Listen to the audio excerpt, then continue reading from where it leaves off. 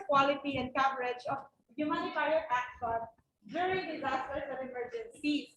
Hindi natin gusto na nag-overlap yung mga interventions na nag-provide natin to our communities. And then, who are our members? So, the lead sa Regional Nutrition Council is National Nutrition Council, co-lead by UNICEF. So, I am directly reporting kay UNICEF at kay NNC. But who are our member agencies? Are you familiar with these logos? They are government agencies. Sila actually yung mga member agencies ng nutrition cluster. Why? Because we believe that addressing malnutrition is a multi-sectoral approach.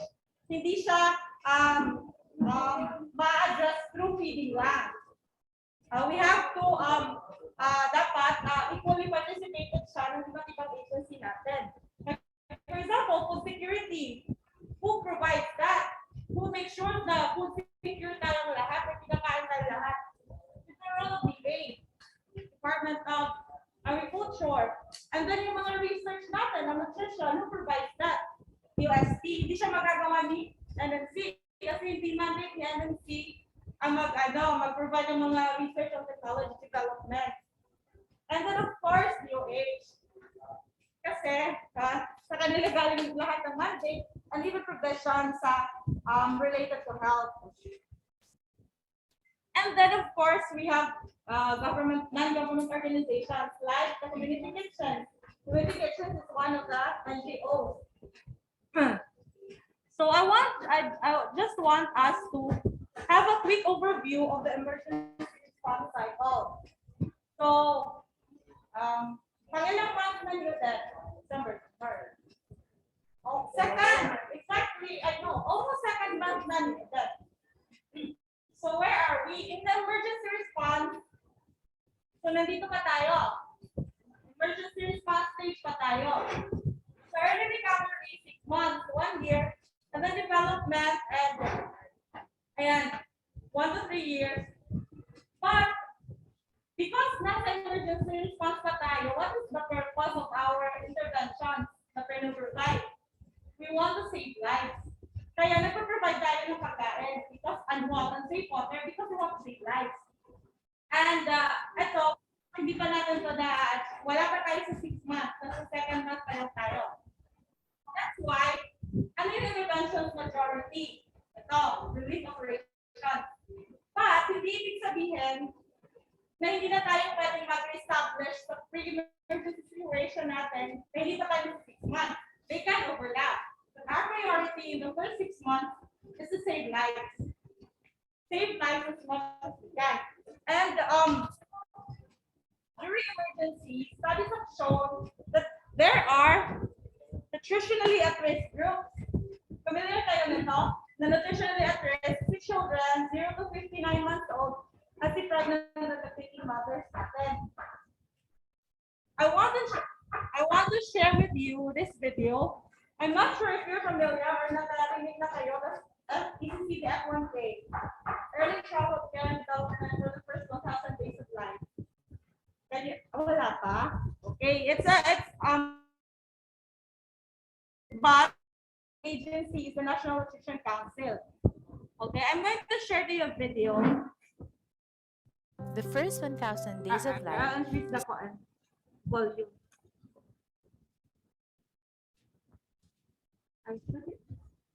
Correct, naka-full na siya. Ayan, sige.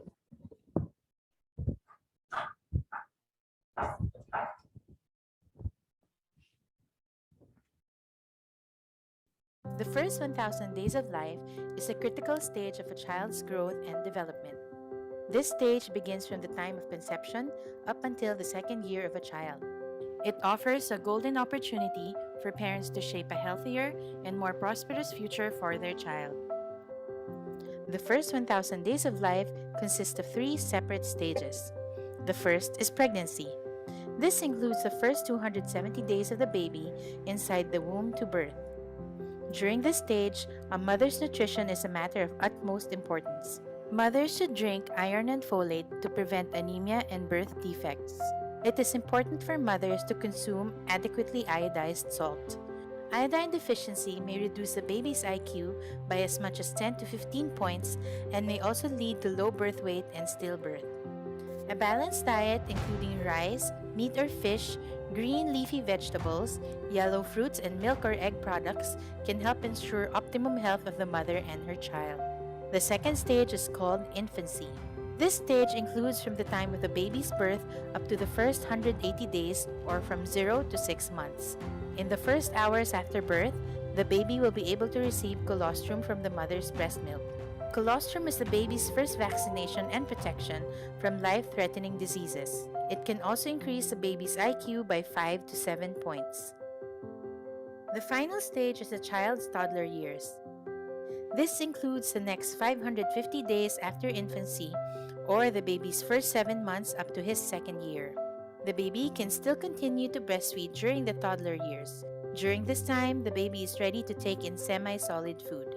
With proper care and nutrition, children can overcome and prevent life-threatening diseases, complete 4.6 more grades of school, and have healthier families during adulthood. Find out more in the first 1,000 days of life at 1000days.unicef.ph. Okay.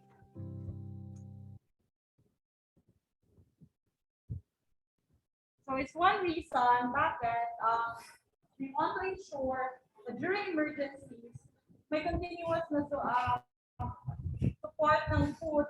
Nakakasig ng continuous support ng food, especially in the nutritional dieters natin. Because the first 1,000 days is very critical sa life ni baby. Whatever damage na gawa within the first 1,000 days of life, hindi na siya ma-repair. That's why it's very critical that, especially like ngayon, we have to partner with those who can provide regular supply of food to this population. Saan tayo papasok as community kitchen and healthcare providers?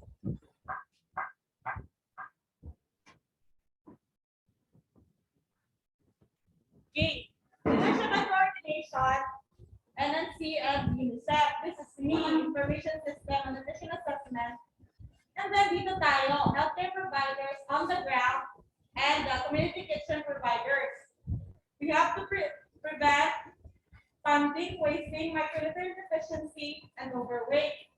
Two, children, pregnant and lactating, and adolescents.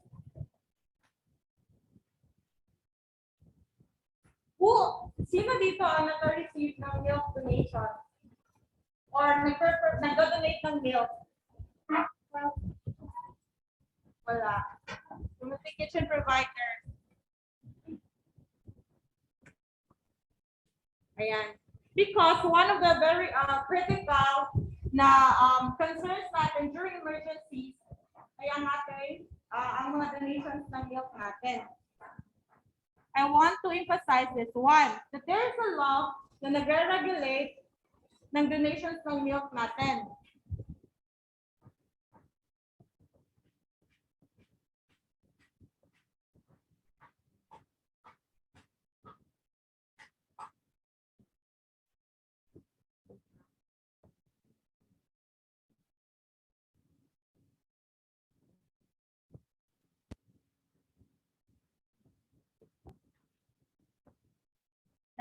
Nababasa ba? Ayan. Are you familiar with the EO 51? The milk codes? Familiar? So what is Executive Order 51? So it is also known as the National Code of Marketing of Breast Milk Substitutes, Breast Milk Supplements, and other related products of the Philippine Milk Code of 1986. So what is the aim of the EO 51? Its aim is to provide safe and adequate nutrition for infants. How? By protecting and promoting breastfeeding. Why? Kasi breast milk pa rin, safest food during emergencies. The safest food that we can provide. Bakit ano problema sa emergencies? Wala tayong safe water. And pag nag-diarrhea si bata, mga kids natin, pwede sila mamatay. It's preventable. And the second is you want to regulate the marketing of breast milk substitutes, breast milk supplements, and other related products. Why? Because it's counter siya sa pinapunod natin na exclusive breastfeeding sa 0 to 6 months natin.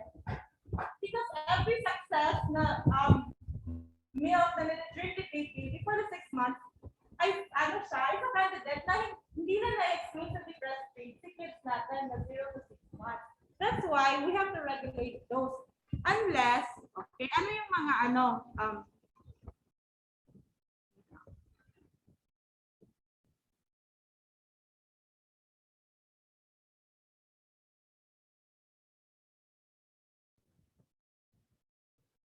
I didn't see.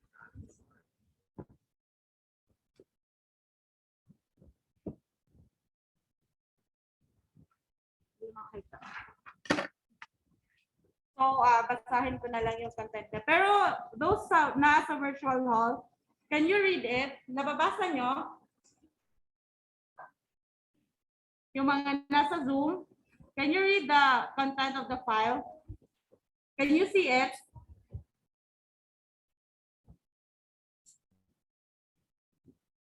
Okay, what are the in the context of emergencies, of course, the infants and young children, they are the most vulnerable for becoming at risk of malnutrition and eventually dying. So what are the violations of that? Providing milk, donating milk, milk bottles, and then marketing the healthcare system, taking pictures, even taking pictures and posting social media sa mga kids na umiinom ng milk, especially na may mga tag or may mga brands. Yan, posting. And then carrying milk labels and posting social media. And of course, mga health and nutritional claims. We cannot do that if we cannot mag-advertise, especially as healthcare providers. We are to monitor and report any violations to DOH. So there are also administrative orders to DOH that also guide the healthcare system about ano lang yung mga donations ng pwede during emergency and disaster. May mga specific na mga commodities lang kung ano ang dapat tanggapin. So ayan, before resorting to alternative, present ba dito ang like sa hospitals, milk bank? Wala. Ano yung ginagawa pa like si mother hindi nakakapag breast milk? Breastfeeding pa rin. Breastfeeding pa rin. Hanap tayo ng ibang paraan, pero breastfeeding pa rin. Pwede tayo maghanap ng donors. Mga mothers na may breast milk, donors. Or ano yung criteria? May mga criteria tayo. One is, kung namatay na si mama, syempre hindi na makakapag-provide for the baby. And ayan, unavoidable absence. And then mother is very ill. And mother is HIV positive. Resort not to chooses a breast milk substitute. And then of course mother is unstable and emotionally, psychological, and it has emotional and psychological conditions. So the second is infant dependent artificial feeding. So for your question, Miss Alana,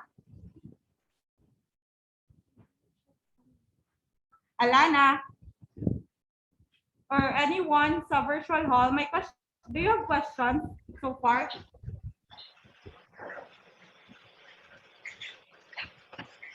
Were you able to tell them that the donations from independent groups can just be managed and doesn't have to go through DOH specifically? Yeah, I had a meeting this morning with the Regional Nutrition Committee and Grace about the milk donations. And the guideline says na pag manufacturer yung direct na nagpo-provide like Nestle, they have to secure permit from the central office at DOH. But if it's a donor, we will ask the hospital or the RHUs na bibigyan to monitor and ipoprovide lang si milk hindi naman na hindi natin pwedeng tanggapin yun. Hindi siya pwedeng ibigay to family, to households na like kids below 3 years old because we are preventing spilling. Ano yung spilling? Kasi because we are Filipinos, nasa third world country tayo, pag hindi natin naubos ni kuya, bigay na lang natin kay baby kasi sayang. And we are preventing that to happen.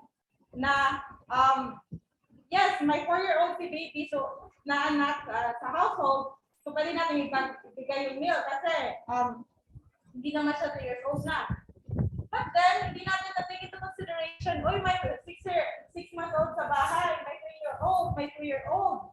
So, hindi siya pwede. Yun ang criteria na dapat natin tingnan, especially sa RHs na papagsakan ng milk. We have to monitor and ayan, targeted clients tayo. No to households na may kids na 3 years old and below. Yun lang so far. Pwede naman tayo mag-receive, but yun nga, bibigay lang to older kids na.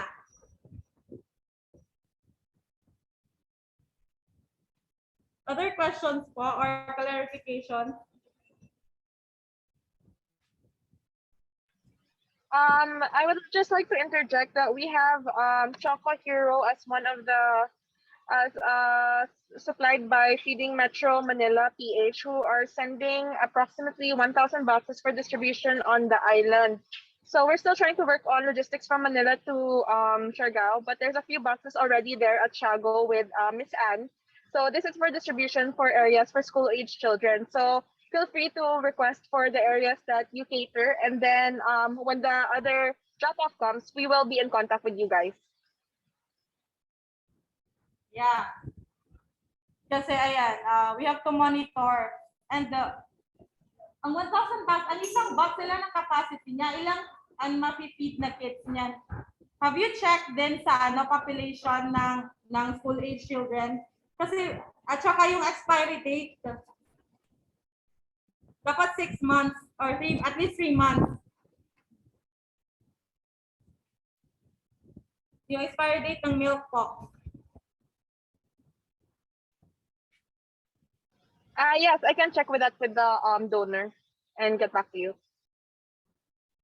For those mga providers ng community kitchen, do you provide milk sa feeding? Kayo, sir? Milk, no? No. And then, one of the goals kasi is we want to ensure na na-enroll sa community kitchen si 6 to 59 months old at saka si pregnant and lactating mother. So, ano po yung type of feeding na pinoprovide ng community kitchen? Is it targeted feeding or blanket feeding lang? Kung sino lang? Ano is available na pagkain sa community? Ako kagiti. So, okay, then Miss, can I call Miss Karen to share sa method sa feeding nila sa Sun Crew?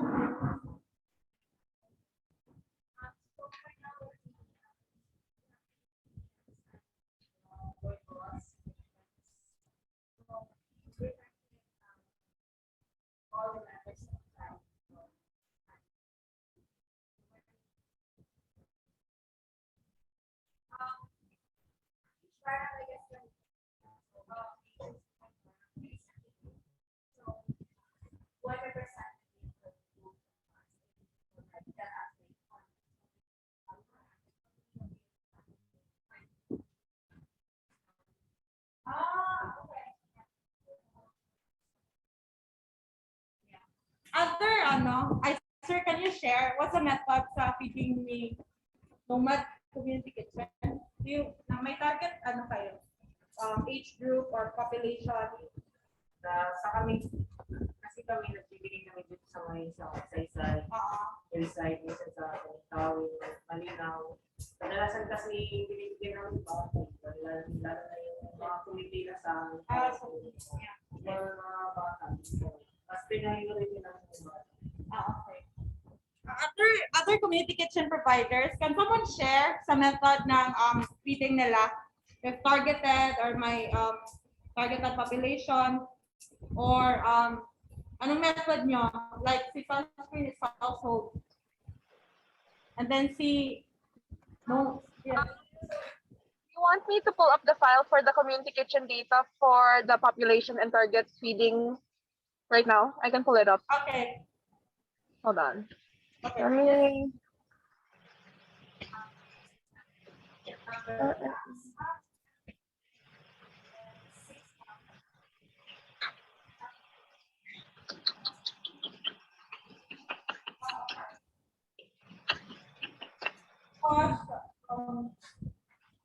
Yun nga, we don't want the nutritionally at risk, identified nutritional at risk kids to be left out. So in the municipal level, we have our municipal nutrition action officers. They have in contact with the PNS, counterpart to the barangay. They monitor weight sa mga kids. And I think it's necessary na work wherever municipalities na magpuntahan nyo, to work closely with the, we have here the, the garment. May garment kayo. Yeah, you're working close with them. Kasi kailangan natin i-monitor for the week. We have to monitor the week. Sa kitchen. Yeah. Kasi consider as ma-manage din kasi over the week. Yeah. And then, yun, maganda kasi may record sila kung sino the 59 So, I think that, in terms of suggestion, ay namin maiwan sila. We want na ma-provide sila kasi the future benefits. Those people identified, okay lang to feed everyone, pero those actors ay kasama sila sa nagkikate. I have here pulled up the community kitchen file data for the island.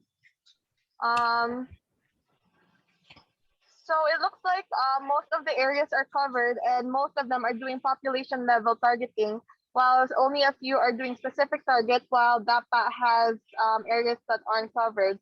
And I also talked to Local Lab earlier, and they mentioned that they're planning to pull out by end of month because the World Central Kitchen funding is going to be minimized or stopped altogether. So this is the current data of most of the community kitchens on the island, minus a few independent kitchens. Okay. May representative ba dito sa community kitchen na nag-provide for Pilar? Because the nutrition action officer of Pilar is here.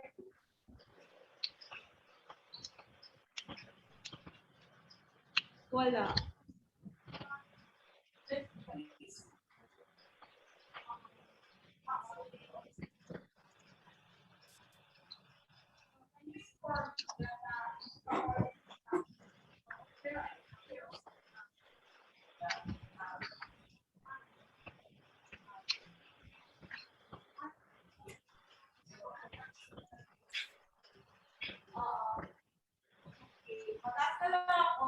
What is the level of commitment ng mga community kitchen providers na nandito sa meeting natin? May I know? So that we don't know kung kaya ano ba pwedeng gawin natin. So, first,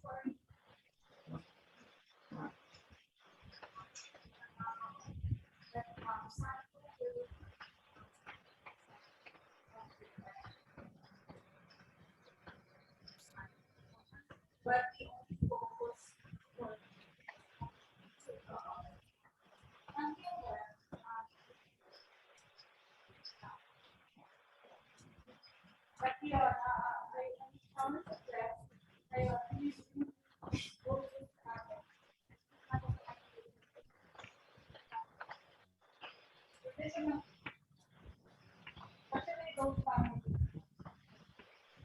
kayo, sir, may ano na ba kayo, like final plan? What is the length of commitment ni Nomad Community Kitchen sa provide na? Araw-araw kasi kami, 1 lang, 1,200. Kasama na yung 600 dito sa GBL, 600 dito sa kapwa. Sabi ng post ko, mix siguro, mag-bless na ako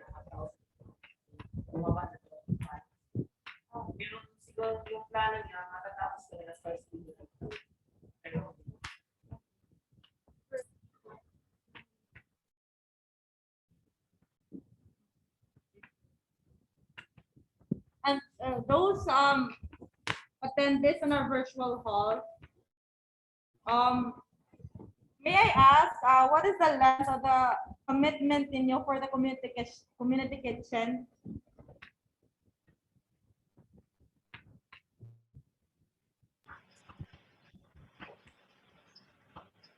I have here pulled up the pillar kitchen.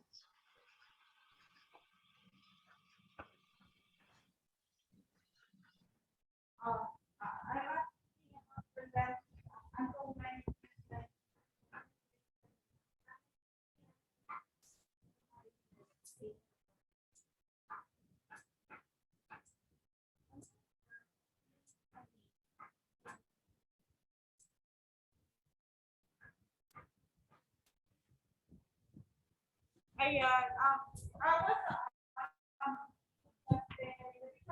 we have mga knowledge group na kailangan na i-priority. Dapat nasa finance sila ng they have section of food, especially for those who provide that's 6 to 15 na. So I was saying that kanina sa coordinate because we have nutrition access to the law. This is sa Siargao, sa Parna, and then honestly sa Pilar for those who are there.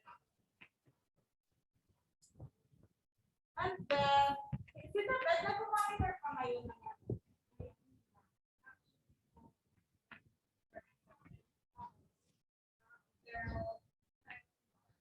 Okay, yeah. Yeah, that's the best way to go. We coordinate with the RSU. Kasi sila ang may record na tips. Yeah. And then, what else? May mga questions pa. Sir, may mga nare-refer sa inyo for treatment of malnutrition. Wala.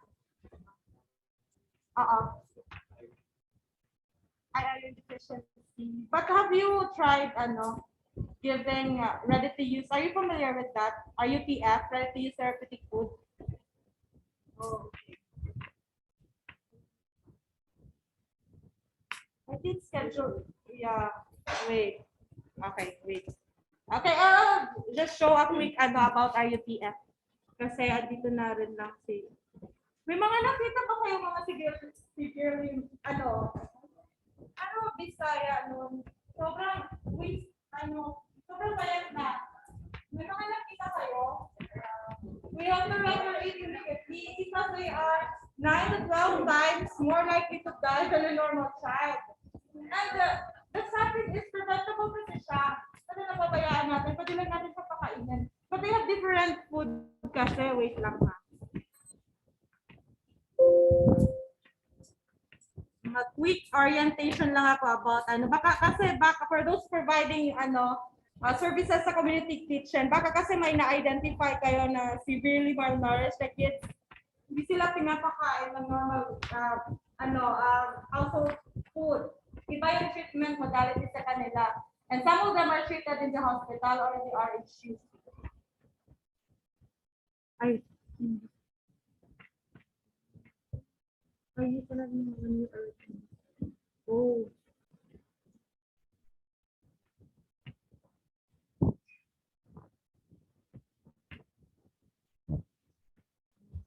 Wait lang. For a while lang mag-orient lang ako.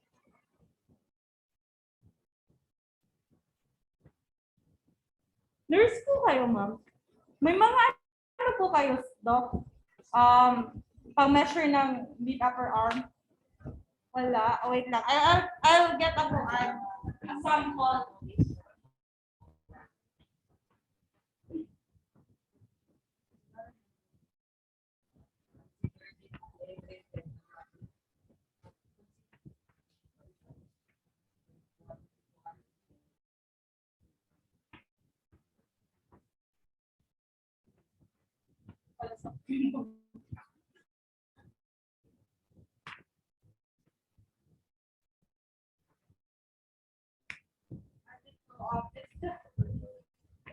usually then for assessment, have you seen this?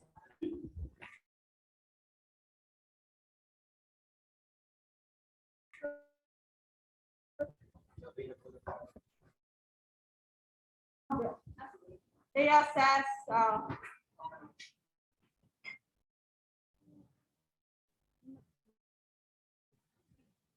ayan, who's sharing?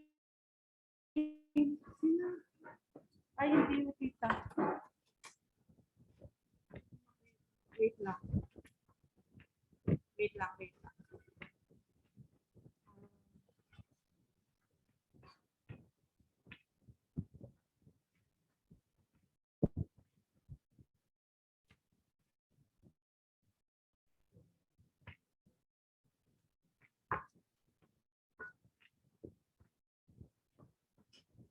Are you familiar with this stuff? Philippine Integrated Nutrition. Ayan, because during emergency, the absence of food, safe water, there's a very high tendency na mag-acute malnutrition natin. And this is the way to measure it. For answer on the left. So it's very easy to identify. Then severely malnourished, moderate to malnourished, severely with complications, hospital.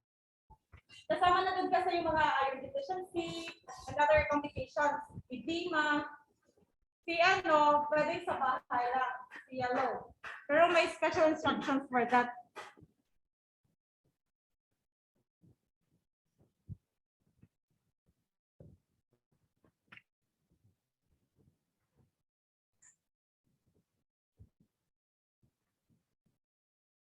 Ito, may mga nakita, ay, hindi siya klaro. May mga nakita na kayong ganyan, Doc, sa hospital. Hindi matos tapos mga maras, ngayon, wala pa. Kasi kung, especially kung underweight na sila, pre-pandemic and pre-Odette, ano na sila ngayon? Where are they? That's why it's very, especially kasi yung mga communication providers natin, nakikita nila yung market. So, they can basically assess kung ano ba talaga ang status nila. I'm sorry. Wait.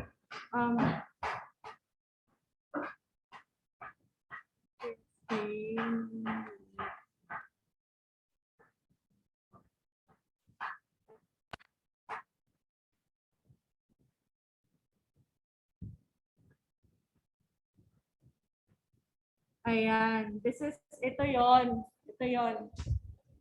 The new update.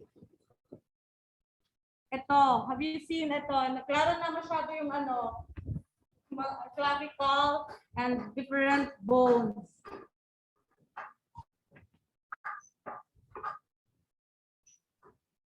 Pakita ko yung CF nag-distribute na si DOH, binigay nila sa RHUs for treatment of mga na-identified nila na mga acute malnourished.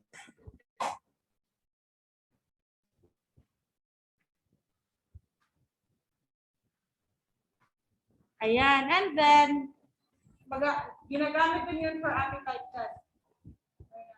Kasi pag hindi wala na gana kumain si bata, hospital. Refer natin sa hospital. Ayan, may mga na-identify kasi si Doc, General Luna, na si Billy I'll visit tomorrow. Baka may representative kayo go with me, kahit nurse or a nutritionist. We will have to validate it. Kasi kung totoo severely malnourished yung assessment niya, we have to start treatment. Yeah, we will refer it sa hospital, especially kung may complications na. Oo.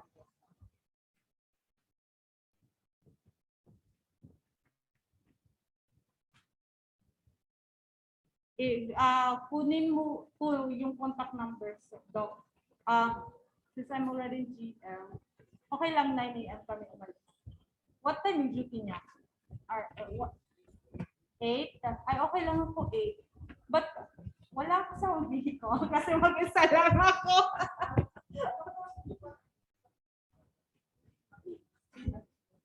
Okay. Ay, ayan. Yeah.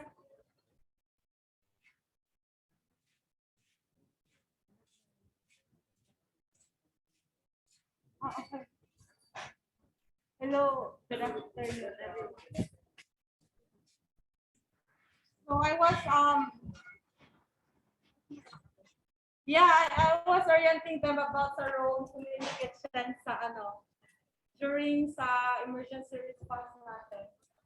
And then now I was talking about addressing sa malnutrition, especially since kasi sila yung nakakakita ng mga kids natin on the ground, especially during feeding.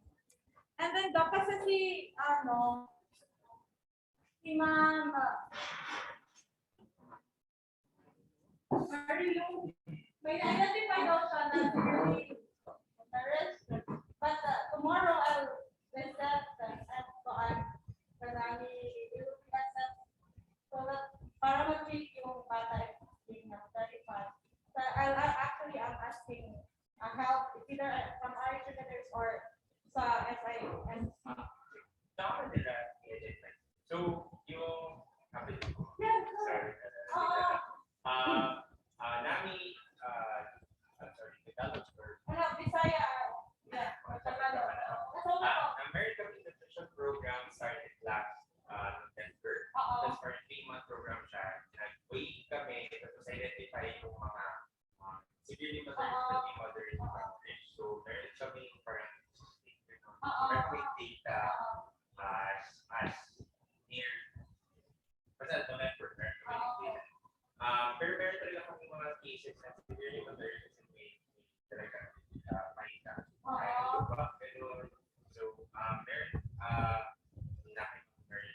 Yeah.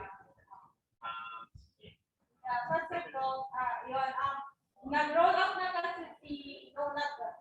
nag-provide na si DOH ng RUTF para sa mga security moderate and moderate natin. But yun nga, hindi natin yun kasi because it's an energy food. So, ang isang pack niya, 500.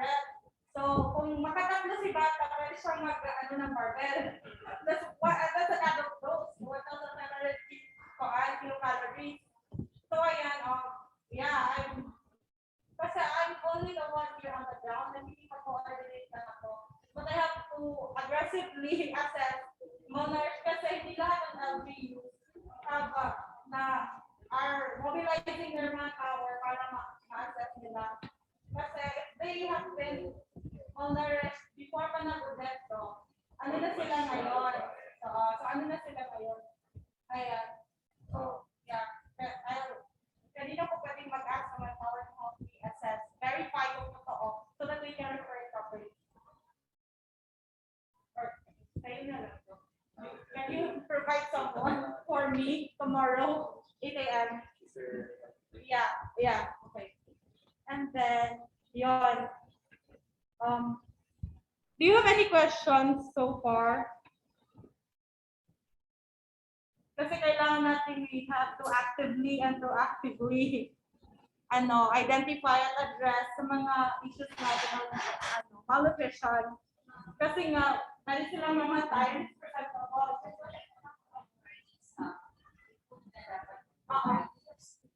Yeah, there's actually a cycle menu. I actually asked, kasi hindi available yung nutritionist, Aryan. Yes, Sir Aryan. I asked Doc Ayin na mag-attend kasi hindi available. But yeah, we can send you a recommended cycle menu na makacover natin yung mga needs ng kids. That's a recommended cycle menu.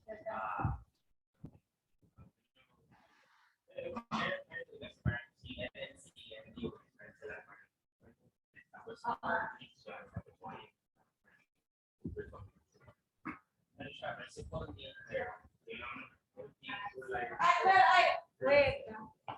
I wala dito. Why? No, tingnan ko. Baka nasa bag ko. Because I have that recipe book.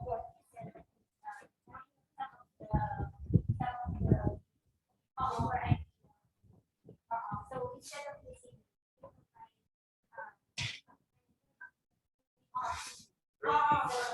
I need a MNAOS for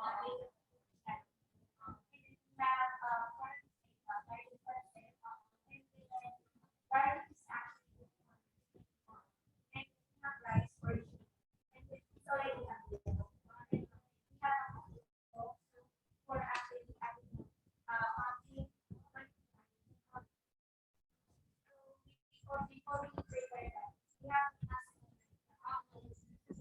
ask for a cake and a matter. Kasi baka, yun nga, baka naman na-overweight na si bata. Baka, kasi may iba kasi na nagpapapay sila ng lechon ba? Parang nagpapala. Wala na problema na naman yung hospital sa direction natin. Ang hirap ma-monitor. Oh, yeah, kahit pa minsan. But, lalo kadalas ang minsan. Dapat balance diet. And don't serve sugars and candies. Yeah.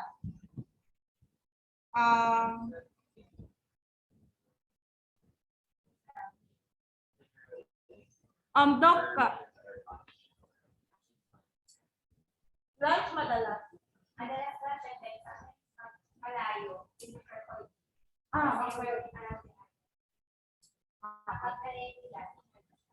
Okay.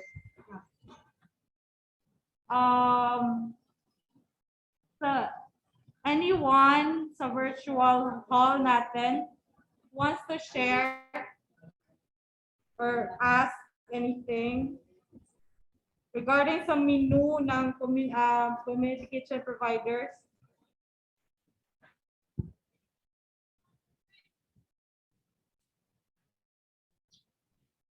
Wala. Miss Alana, do you have something to show?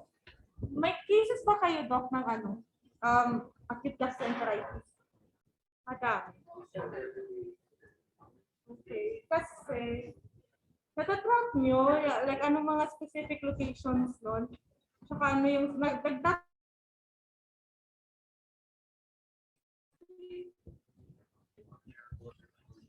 Really? Yeah.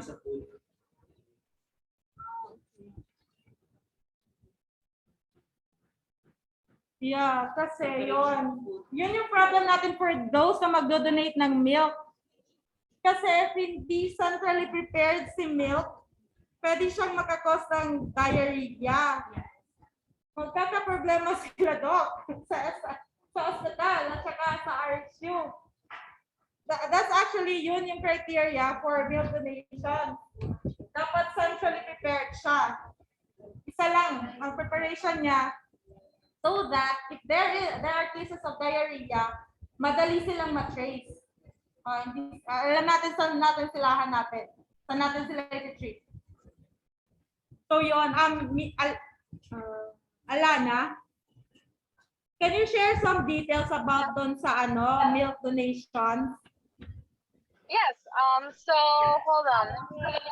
So the milk donations that Feeding Metro Manila has been providing for Siargao, they're willing to help distribute to the areas in need. We already contacted Del Carmen S4 with Ma'am Jerlene to offer they already offered to give them 100 boxes for the kids in the school. The ages I think is 7 up. Yung Choco Hero milk, and then the other ones can be distributed as needed, as assessed by the doctors and the health staff for distribution. So, Doc, kayo na ang makalam dito. Sino ang mag-identify? Kasi dapat the household na bibigyan, no child na 3-year-old. Pwede siya sa over.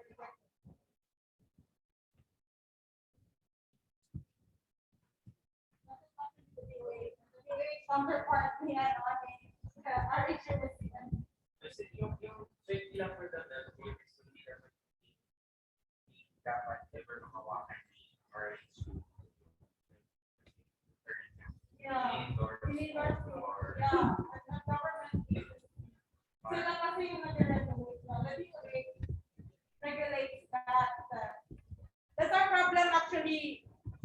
wala na with the donation. Kasi hindi siya dapat mahawakan na Oo. DOH person. Oo. Kasi sobrang. Can you say that again? Sorry, I can't hear well. Kung yung issue is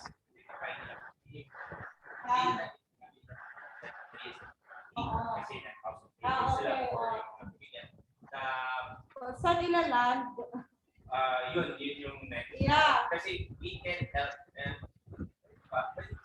We can help with this. Pero sa hindi na kaya mahawakan. Yeah. Kasi like si milk, you can give it sa community kitchen, pero yun nga, centrally prepared. Si community kitchen ang magpo-provide, tanggal packaging, isang ano lang, one person, kanya-kanya sa bahay. Kasi mahirap mag-track, baka mag-diarrhea. Mahirap natin Yeah, I think the requirement for the donation is that the community kitchen has to prepare it, including the corned beef and the pancit. It has to be cooked when served, so it's not they can't do food packs, so it has to be prepared for the kitchen. And then if for distribution of doctors at their discretion, then we can also do that. But the agreement was that it is supposed to be prepared when given. Yung sa measurement ng kasi yung yung sa mga civil matters and modern matters, ano naman yun? 6 months? 6 to 52. So, hindi naman kasama si breastfeeding. Pero, there's code-wise, 3 years old yung cut-off. Pero kasi, dun sa data, kung sino yung severely matters, kasama si 3 years old. Ito, medyo yung data. Yeah, we don't provide milk sa ating severely malnourished. They have different treatment modality. Worst case scenario, Centrally prepared siya. Yeah, we coordinate with the kitchen, community kitchen providers, and then with the water providers. Centrally prepared. That's actually the best Kasi mahirap iland yan sa RHU, kakaproblema tayo. Kasi may mga, we have lost kasi na, especially that is an emergency, situation. Hindi naman sa pinagbabawal natin na i-provide. I don't think that would be a problem. This was just Sir Janice's suggestion the other day to course through you to make sure that it's okay to be provided for the kids na school age. So whatever you think would be best, that would be fine as long as we're following the laws and the protocols. We can course it through community kitchen providers, pero nga, centrally prepared. Hindi siya individually prepared ni bata. Si community kitchen ang magpa-provide one preparation only. And then mag-coordinate siya sa mga water providers. Para sure na safe ang source ng pinangtimpla ni milk. For example, for Del Carmen, because they do community kitchens in other schools and then the barangays. So it's very easy for them to continue to do the donation of milk for the kids because they have a central system already in place. For the other areas, it would be more of an issue, but if there's coordination per municipality, then it doesn't seem like it would be a problem. Pwede bang like the community kitchen groups, you identify lang isang provider. Parang siya si central kitchen for milk. Puro milk lang ang ipaprovide na. That would be hard because all of them move to different areas and then they might pull out by end of month. But for example, Nature Kids does Burgos kids, and then Local Lab is covering Burgos area, and then Nature Kids is also covering Santa Monica. So there's only one central community kitchen in that area who can centrally prepare it. But then in other areas, which is more scattered, they can do per barangay because some of them target the same barangays weekly.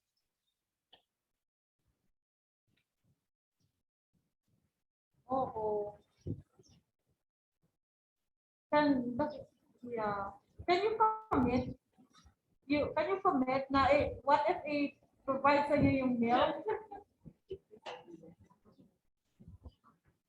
Kasi sayang din yung milk.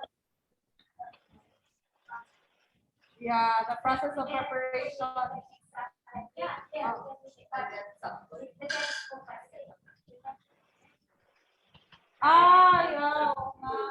Yung weather kasi yung water. Yeah.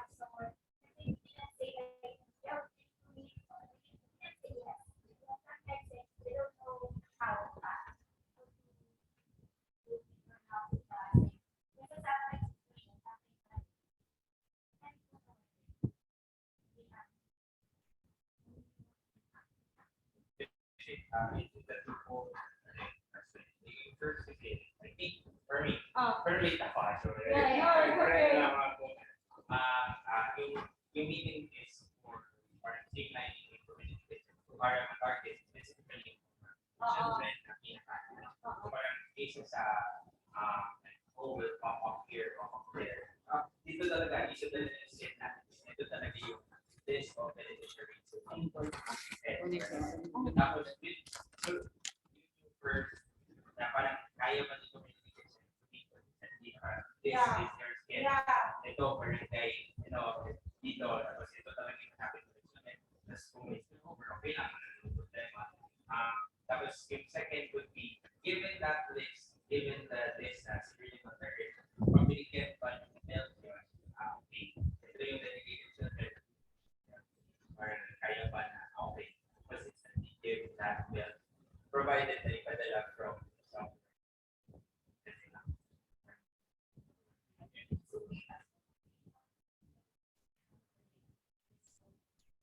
Yeah. They can give you some message to someone. Oh, there are kasi tao pa talaga. Kaya, sobrang na lang kasi may tumutulong ko kasi. Sometimes may mga, I think, are they correct?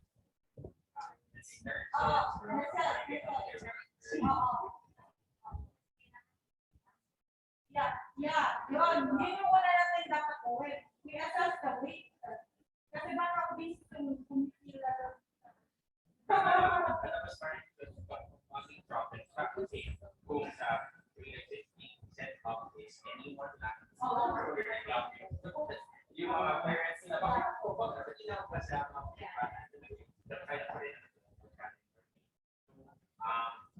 if it was like parang talagang set nutrition program targeting the children of the schedule. Yun yung mga may problems kasi sana yung siguro anyone wants to be will be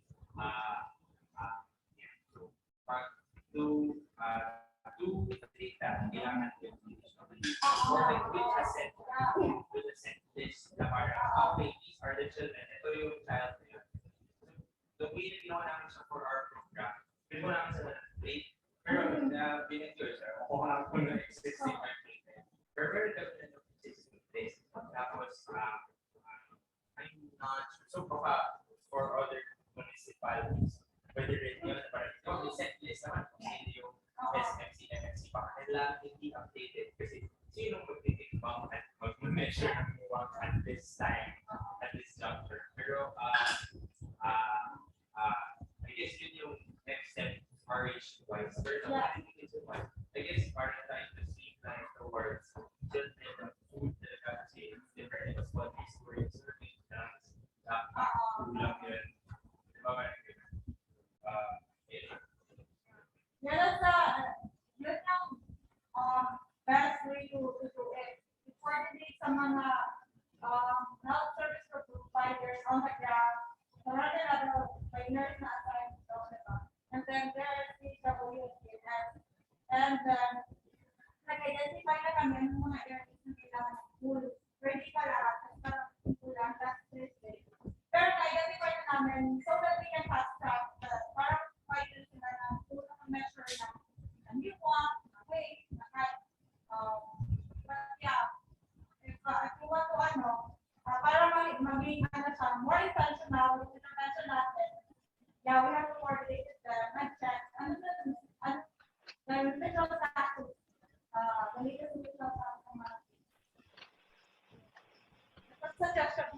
common kitchen providers.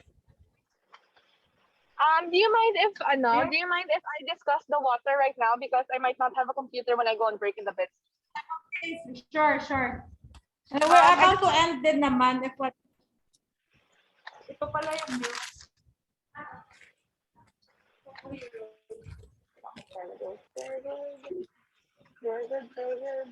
Okay. I think Alana can will the water lang, the water sources. Saan kayo kumukuha? Yung mga sources nyo is, ano siya, test siya ng DOH? Water. Kasi ba't the cooking?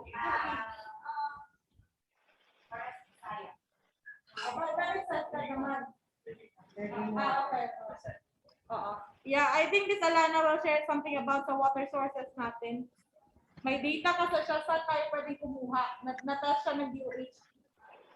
So right now, this data that I'm showing you for the level 1, level 2, and level 3 water, this was from DOH on January 24 from their Manila paperboard. So it looks like there's level 1 water, level 2, and level 3. So level 1, okay, these are the sources of level 1 water. So it's supposed to be drinking water services. So the water district is the biggest one, which I think Del Carmen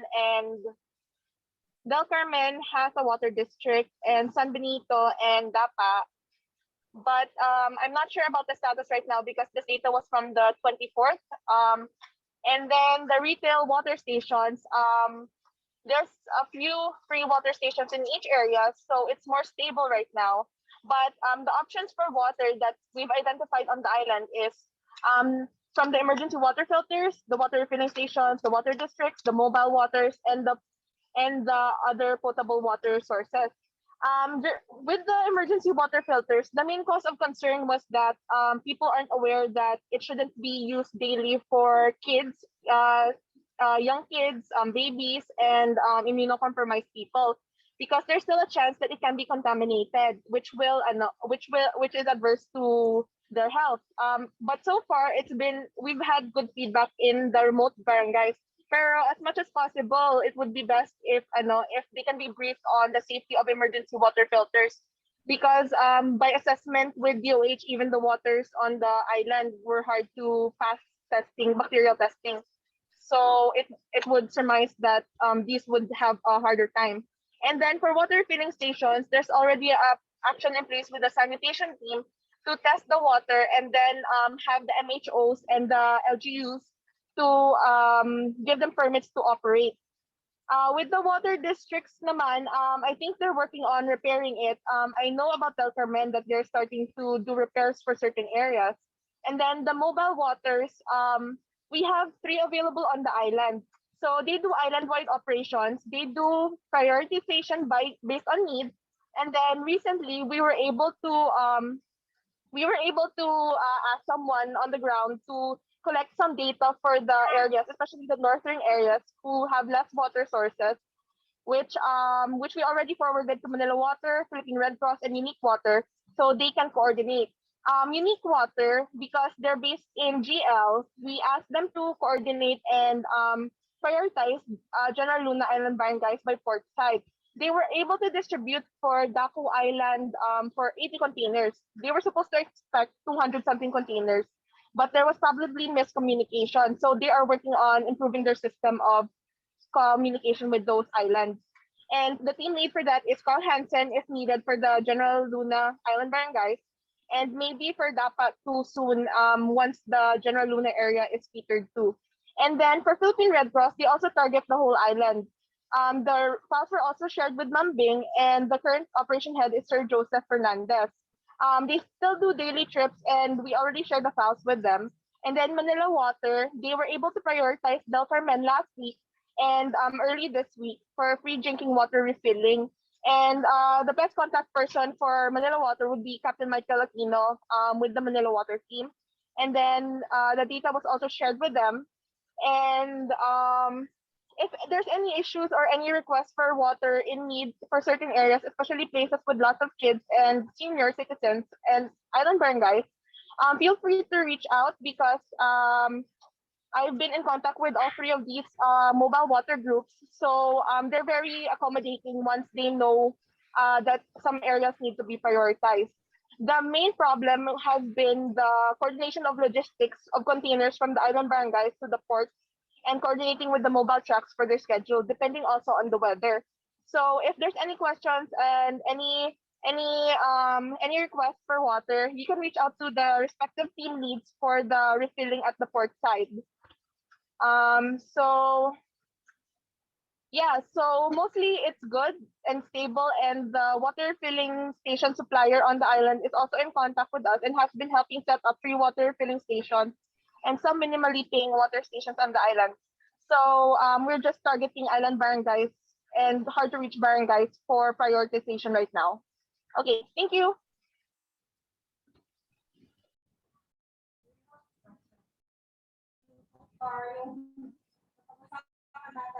To summarize. The first, parang wala ata nagkakamit na notification sa mail. Yeah. Yeah. So,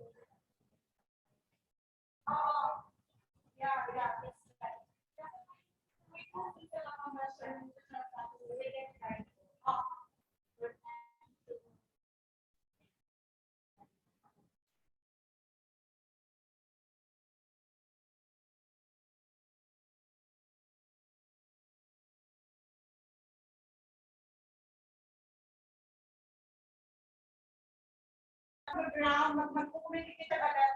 I said,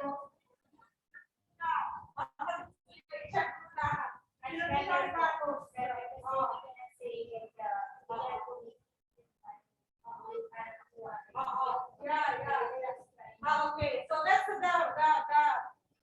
are you do you agree other communication providers yon before i-receive or mag-commit sila sa milk is i-check muna nila together with the MNAOS or the PNS and the nurses on the ground si nutritional status ni bata before i-receive si milk. Yeah. And Yeah, medical personnel, and they can coordinate and teach them how to assess because there's not that much manpower right now on the ground, and then they're gonna pull out by end of month, so it would be best to start doing it this week up until the end of the month. Yeah, and the second is ayun, digital status, and then closely monitor work. Then sa pag-monitor, not just assess, but monitor. And then if second sa 10. Then like taking 6 to 59 months. And then next, I'll send you a copy of a cycle menu for communication providers. I think I'll send it to Alana, and then she will be the one na mag-disseminate ng information. And then next is, I'm going to, if may na-assess kayo, I'll give you, I mean, no, the barangay, meron sila ganito, yeah, and for referral, I think, yeah, for any referral, especially security on the kids, I will be helping in reassessing. If, like, for example, may identify sa barangay, please tell me immediately so that I can reassess and then refer natin. Sa SMC.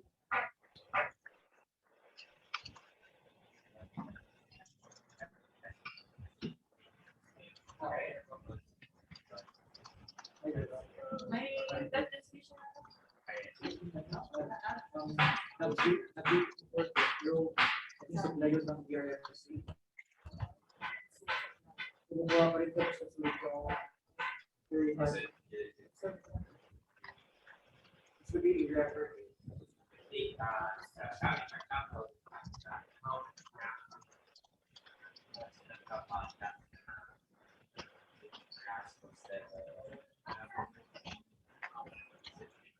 ayun man perfect. Pero ano ba yun, 20 parang tinatawag lang sila ng isa kanya Chico. Tapos sila yung nag-one. Pero yun nga din yung problem namin. Kahit yan kasi sila pa Siargao. Yun yung sinoter ng Chico. Tapos BB yun. Tapos parang 1 to 2 bags each. Right of minutes. Then you get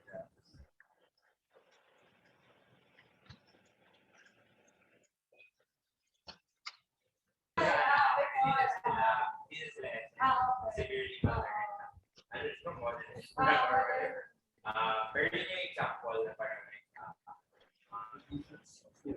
usually kasi anemia din ay wala lang anemia na from malnutrition. Pero sa iba kung mga vitamins dahil naman take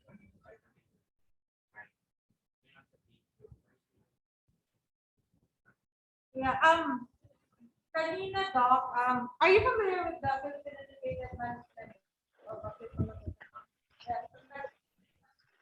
Yeah, so may communities na dumating in Siargao, yung RUTF, yung ginagamit ko. Ayun na lang na kayo. pero sa bilang namin na kulang pa rin tayo. Okay. Kung yung 80 yun, tapos assuming 20 per box, 80 boxes, so 1,600. That's assuming na they already from once a day, for example, per child na ang bilang ng severely malnourished namin plus yung MMC or yung mga kapatid nila at the minimum nutrition program kami 160. So mag-last yun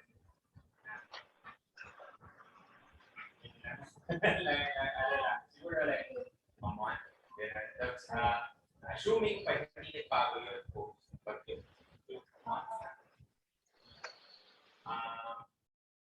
Yeah, I'll be coordinating with you. Ako na lang. Tapos yung hindi namin sa program before RUTF kasi ang hirap italo. Yung powder, MNP, ayan, yun wala ka. Nandito kami kanina. Hindi ko marami yung commodities. yun yung gusto namin. Kasi kahit na ng ulam. Yes, kasi sasatong ko yun for humanity fighter.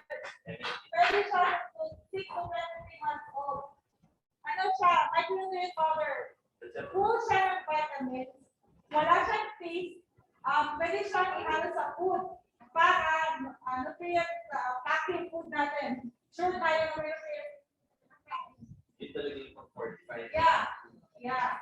Kasi puno siya ng vitamins. Kaso ngayon, hindi pa dumarating yung vitamins. Yung teacher na provide yun. Oo. And the RUTF doc, yun. If may na-identify na tayong numbers ng bakit severe acute and moderate acute, doon tayo hindi ng exact na, kasi i-compute natin kung ilan to the treatment course, ilan ang magagamit.